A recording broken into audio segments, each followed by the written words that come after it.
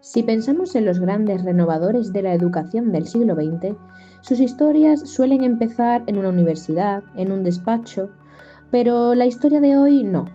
La historia de Celestin Freinet, uno de los más influyentes, empieza aquí, con una pequeña y, la verdad, bastante misteriosa caja. Vamos a ver qué esconde. Nos vamos a Niza, Francia.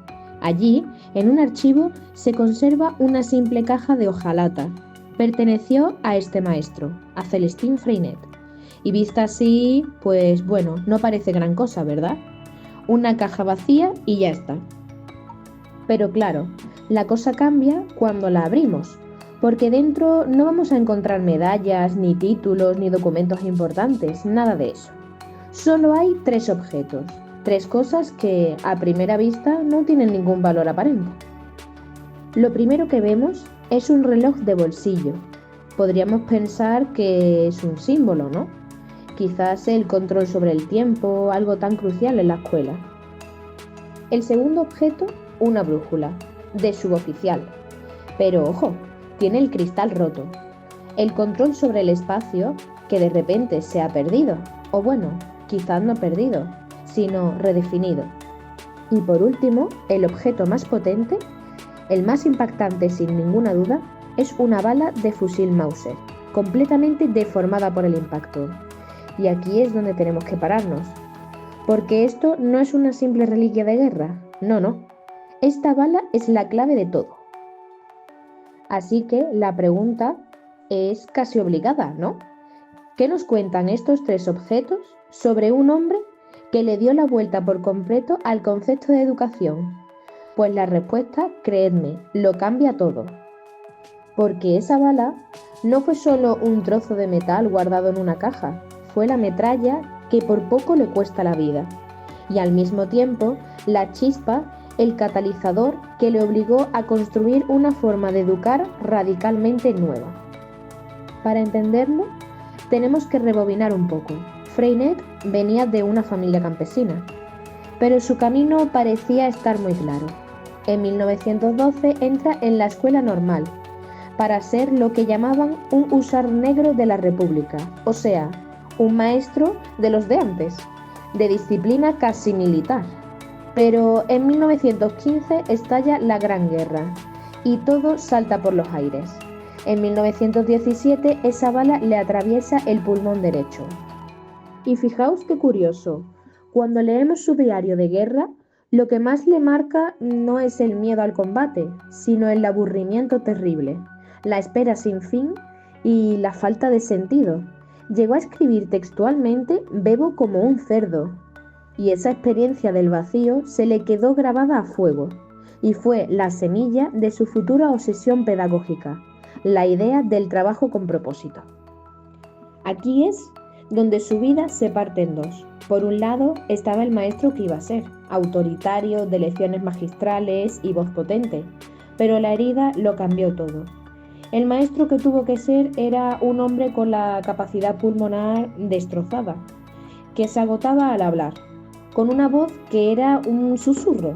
Y claro, los alumnos simplemente no le escuchaban. El método tradicional para él era físicamente imposible. Y es aquí donde sucede lo increíble. Esa limitación, lo que parecía el fin de su carrera, se convirtió en su mayor motor de innovación. Le obligó a buscar una nueva dirección, a encontrar literalmente una nueva brújula para su pedagogía. Se dio cuenta de que la solución no era intentar forzar la voz, no podía. La solución era cambiar las reglas del juego, y para ello metió una máquina en su clase que lo revolucionó absolutamente todo. La imprenta, ni más ni menos, y el proceso que ideó era de una simplicidad brillante. Primero, los alumnos escriben textos libres, o sea, sobre lo que les importa, sobre sus vidas, nada de temas impuestos. Segundo, el grupo entero revisa esos textos y los mejoran juntos. Tercero, los textos se imprimen ahí mismo, en el aula. Se convierten en algo real, tangible. Y cuarto, esos periódicos se intercambian con otras escuelas. ¿Se ve la revolución? El aprendizaje pasivo de escuchar y callar se transforma en creación activa y con un propósito real. Todo esto se apoya en uno de sus principios clave, el tanteo experimental. Para Freinet, y esto en su época era una locura, el error no es un fracaso que haya que castigar, todo lo contrario, es una herramienta fundamental para aprender. El conocimiento se construye probando, equivocándose y volviéndolo a intentar, partiendo siempre de la curiosidad natural del niño. A partir de este éxito, su filosofía se expandió. Su gran objetivo pasó a ser mucho más ambicioso. Quería borrar por completo la frontera artificial que separa el aula del mundo real. Para conseguirlo, desarrolló un arsenal de técnicas. La asamblea de la mañana para compartir emociones, el diario de clase para registrar la vida del grupo, las salidas al campo para aprender observando, el huerto escolar, todo, absolutamente todo, estaba diseñado para que la escuela fuera una continuación lógica de la vida del pueblo y de la familia. Y esto tiene una implicación muy profunda. Freinet se oponía radicalmente al adoctrinamiento. Él decía, a ver, un maestro no puede ser neutral, es imposible, pero su papel no es imponer una ideología, sino dar al alumnado las herramientas para que puedan analizar la realidad por sí mismos, con libertad y con conciencia crítica. Pero que nadie piense que esto fue un camino de rosas. La historia de Freinet está llena de conflictos y, lo que es aún más fascinante, de unas contradicciones internas profundísimas.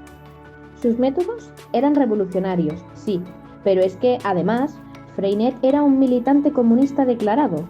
La mezcla para la Francia de la época fue explosiva. Chocó de frente con las autoridades conservadoras y se desató la llamada guerra escolar, que fue básicamente una campaña de acoso que acabó con su expulsión de la educación pública.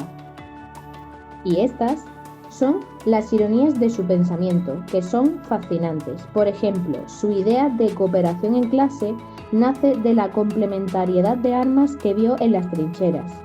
Su pedagogía antiautoritaria chocaba con su propio carácter, que dicen que era bastante conflictivo. Y lo mejor, esa maestría técnica de la imprenta, en el fondo, no era tan distinta de la autoridad que un soldado sentía al dominar su ametralladora. La guerra que tanto dio fue su mayor inspiración pedagógica. A pesar de todo, su legado es innegable. Hoy en día muchas de las prácticas que consideramos más innovadoras beben directamente de sus ideas. El aprendizaje cooperativo, el trabajo por proyectos, la conexión con el entorno, todas esas ideas tienen sus raíces en las técnicas que aquel maestro herido desarrolló hace ya un siglo. Y así volvemos al principio, a aquella caja de hojalata. La bala le destrozó el pulmón, sí, pero también hizo añicos sus viejos esquemas. Le quitó la voz, pero eso le obligó a darles voz a sus alumnos. La brújula rota y el reloj le demostraron que el tiempo y el espacio del aprendizaje podían y debían ser reinventados.